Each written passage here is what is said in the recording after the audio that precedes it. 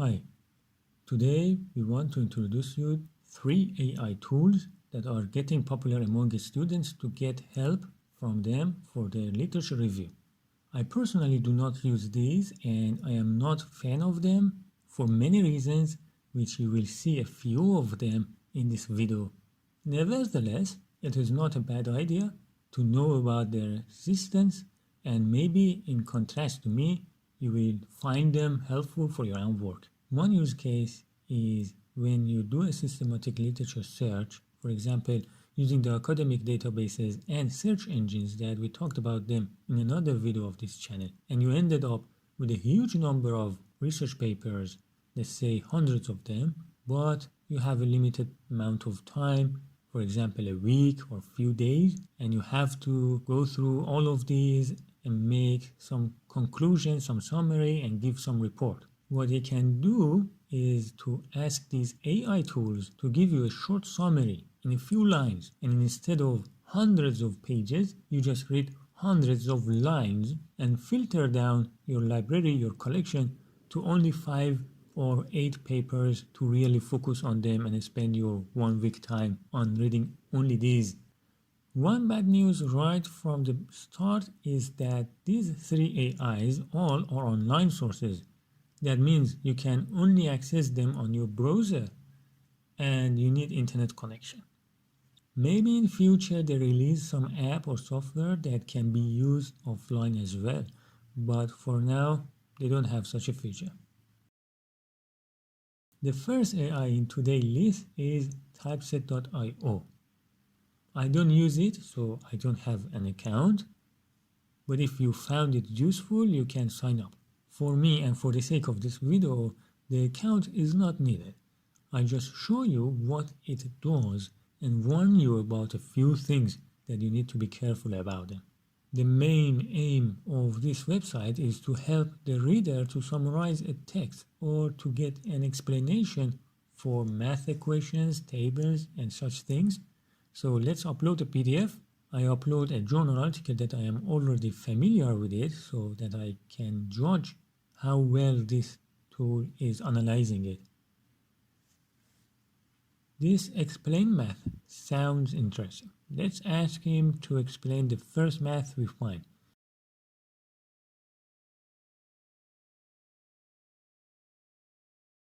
We just click and choose the formula by drawing a rectangle around it. After that, it starts thinking. After a little waiting, his answer is ready.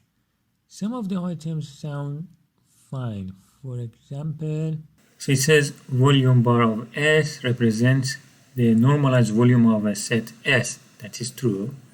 The volume of a set S is denoted by vol S. That is also true. The set B represents a reference set, usually a ball or a cube, and its volume is denoted by volume of B. That is also true. The normalized volume of a set S is obtained by dividing its volume by the volume of the reference set B. That is true. In the context of the paper, the normalized volume is used to quantify the size of the multidiscrete region of a chemical reaction network. True. By dividing volume of a multidiscrete region by the volume of a reference set, such as a ball or cube, you obtain a measure of the relative size of the multidiscrete region. Okay. One more.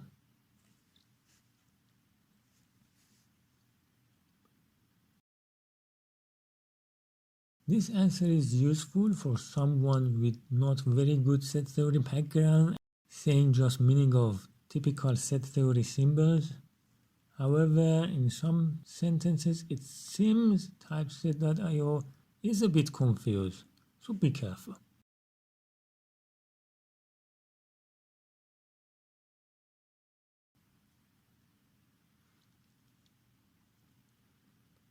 And a final test may be this one. This one looks more helpful than the previous one. If you're interested, the link to the paper is also in the description below this video, so you can go to the Typeset.io and upload this paper and check the same equation and see how it is explaining it. If you click here, there are a bunch of questions, such as summarizing the paper in 2 lines, that you can click on them and get the answer of this tool. But this needs you to have an account, so it's up to you if you want to further discover and experience this tool, but I'm going to skip it. There are several other things that this tool is supposed to be able to do that you see a list of them here on the left side. Copilot Read with AI is what we just experienced. Another task is called Citation Generator. It does not automatically recognize the type of the manuscript. You have to manually tell it what type of work it is. I copy paste the link of the paper.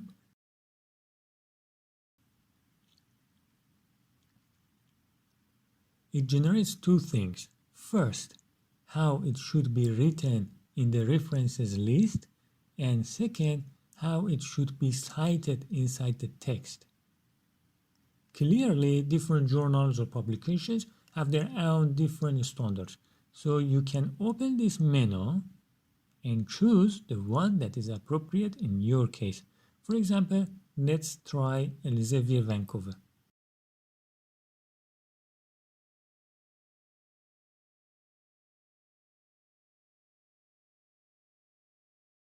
You can also download it as a BIP file. But you see, it did not do a good job. Where are the authors' names?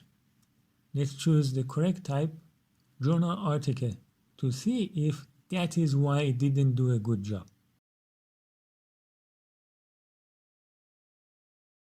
Still, it doesn't detect name of author or even journal's name. And in the BIP file, you may also prefer to have just @article and not @article-journal. So at the moment, the citation generator is not working perfect and needs more work from the developers. Next thing that you can ask Typeset-io to do is rephrasing a text. Let's ask it to rephrase the abstract of the same paper. You see that it replaced some words such as using manuscript instead of paper or present instead of introduce. Other than rephrasing a text, it also offers checking if a text is AI generated. So you can guess what I want to do. I copy it, then head over the AI detector in the left menu and paste it here. It thinks one of the 4 sentences is AI generated, which is highlighted there. What if I give the original abstract?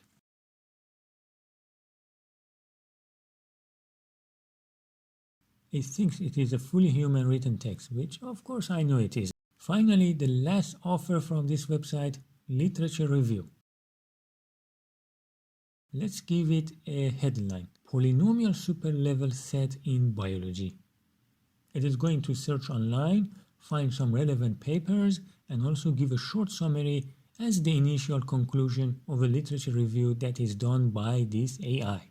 The first paper that it found, of course, is the paper that we were using so far, which is a correct and relevant work. The sentence in the insight is correct. I can say quickly that the second one is not related.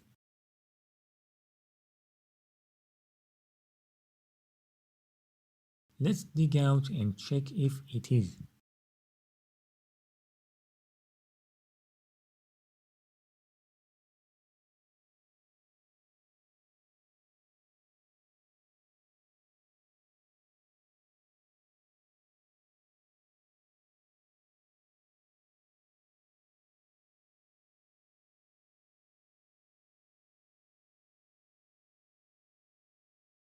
It is a thesis.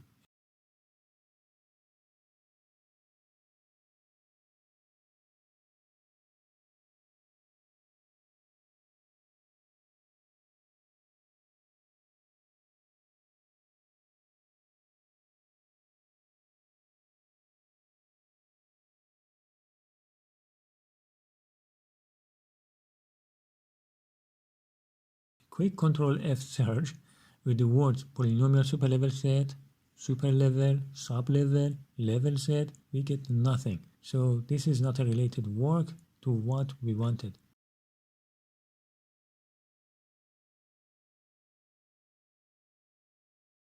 As for the next item, it says the given text does not provide any information about polynomial superlevel set in biology. Okay. So the AI itself also thinks it is irrelevant work. And it seems the rest are the same. So going back to the top of the page and check what it claims to be an insight from the first top papers.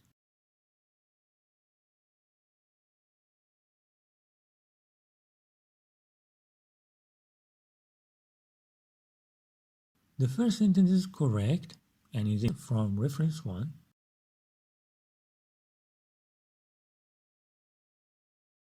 The second sentence is also correct, but it is not from that thesis.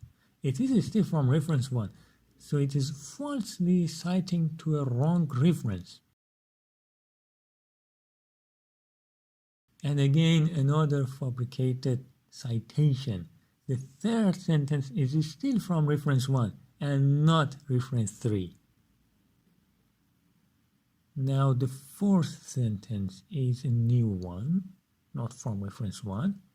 But let's see if it is coming from reference 4 or it is an imaginary sentence created by this AI. Well, it is from IEEE. Let me tell you one thing. It is not a good publication, at least not in math optimization and application of algebra that I'm aware of. If you're thinking of submitting your work there, give it a second thought.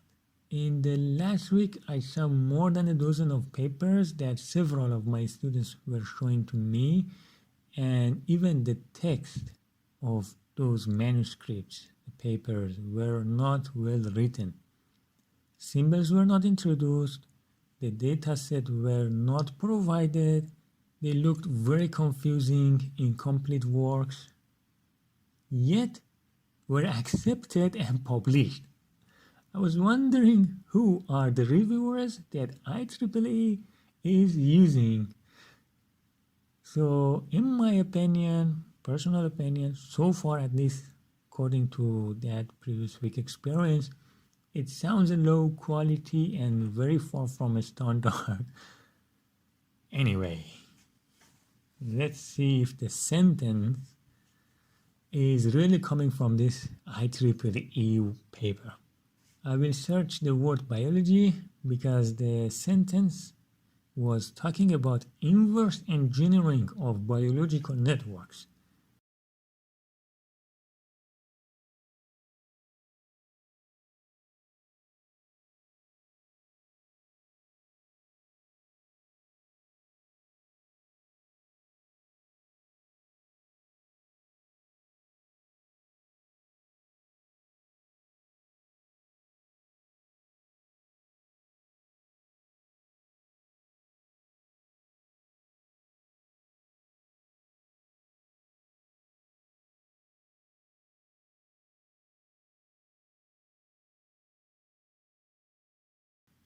So the conclusion is that you must not trust what you see in the insight section, not only the citations, but also the sentences themselves.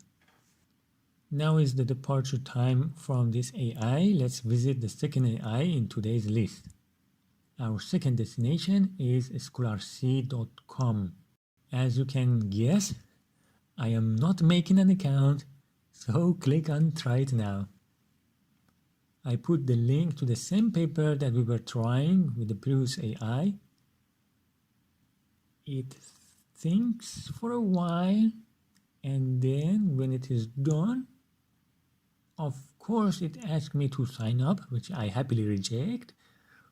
At the top you see a quick summary, which is wrong. The purpose of the paper is not to approximate the union of hyperrectangles. It is to approximate the multi-stationarity region of a reaction network. it can receive an initial input in the form of union of hyperrectangles or in other forms such as simplex representation, which is just a set of points and not hyperrectangles. So Scholarcy did a poor job at the summary section for this case at least. The key concepts are the same as keywords that you see in papers. It may add a few more.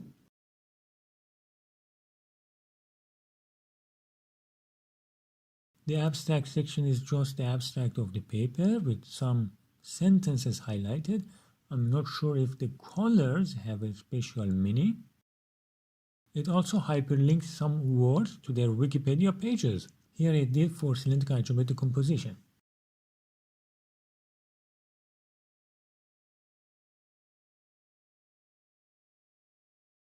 Synopsis is throwing some parts of the text as important sentences or generate some sentences itself, but it does not sound to work very fine.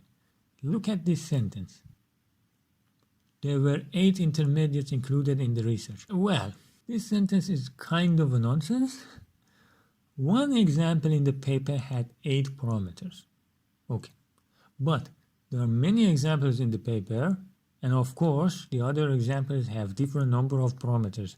So be careful and never trust what you see here without your manual check. Highlights again is a kind of similar theme. So let's move to the next one, the Scholarcy summary. Title of some of its sections look really funny. Look at this one.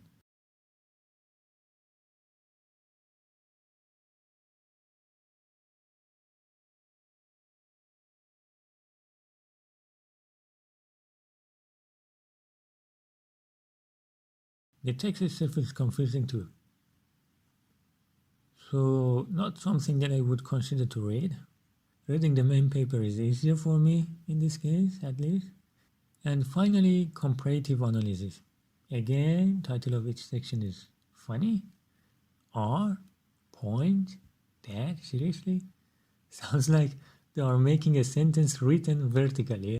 In summary, Scholarcy failed to do an acceptable job on this paper, but you can still use it. Maybe on some cases it gives some helpful comments on some papers and save your time and hint you to avoid reading a paper or to hint you to consider reading a paper.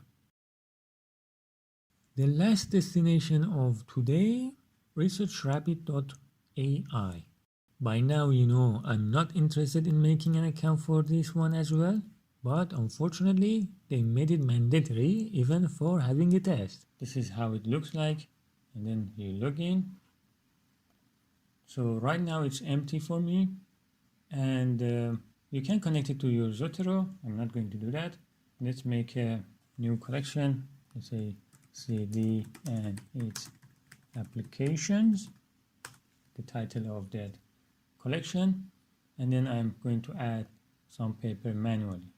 Let's add this one, which I'm familiar with. It's an application of CAD in population dynamic topic.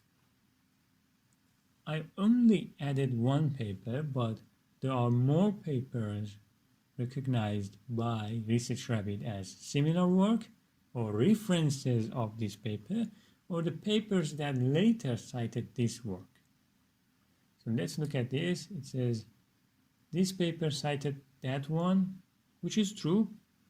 It's not perfect because I know at least 6 other papers that cited that work and are published.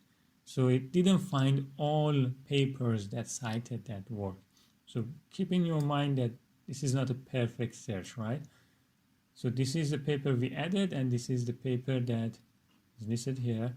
And it's not the latest version of it, because this paper, which says archive 2020, now is published, I think, in 2022 in a very good journal, I think BMC Bioinformatics.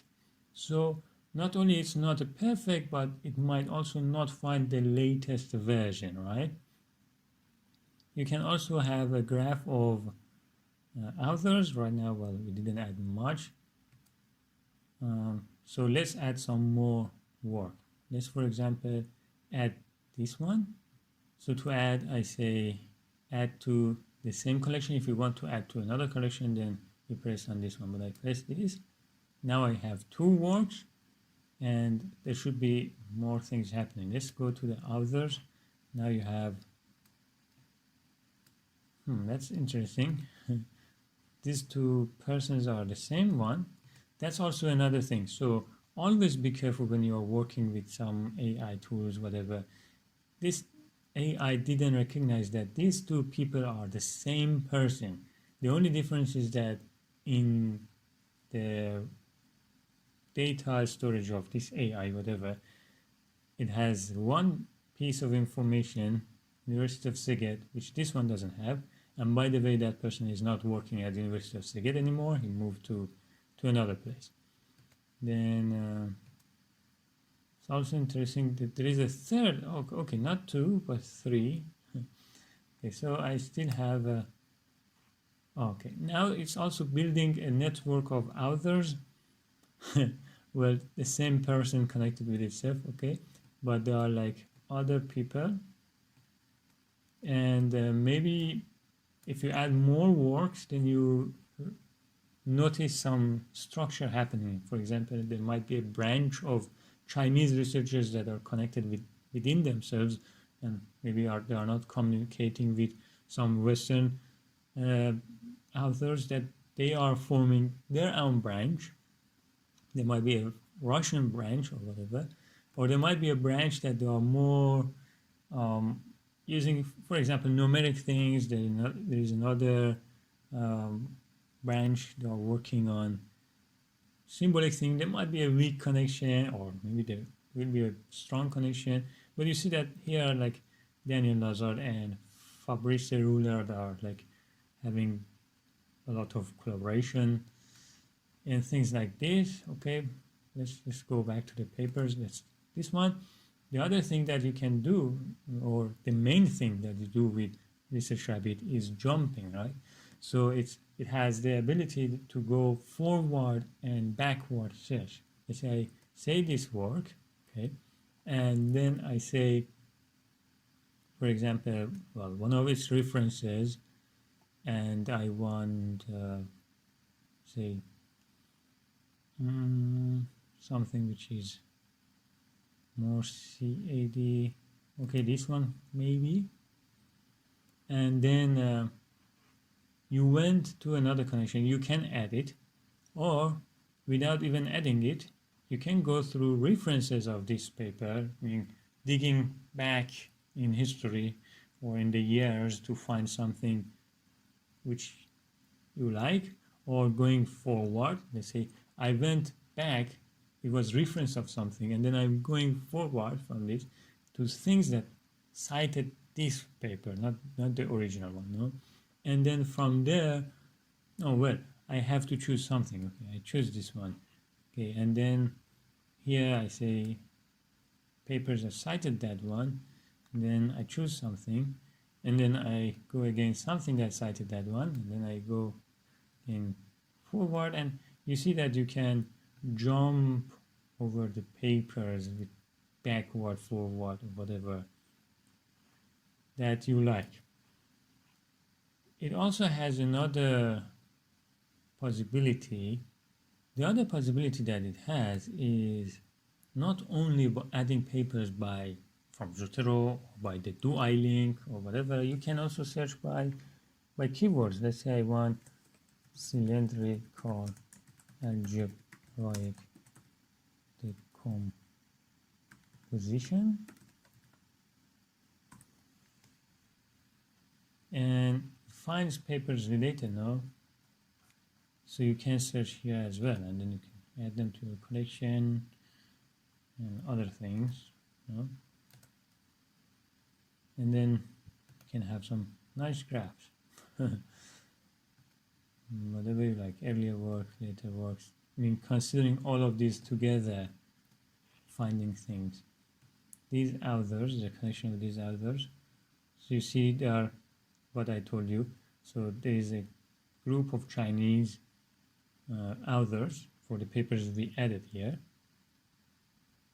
that they are doing something. I think they are from this work. Then there are this group of Western researchers, and this guy that is repeated several times.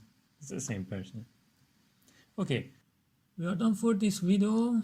You can go and explore these 3 AIs or even plenty more similar ones on your own time. It really does not need any special knowledge, and everything is straightforward. The only thing you need to be careful is to not fully trust, and always double check everything you want to use from these things to be sure that they are really correct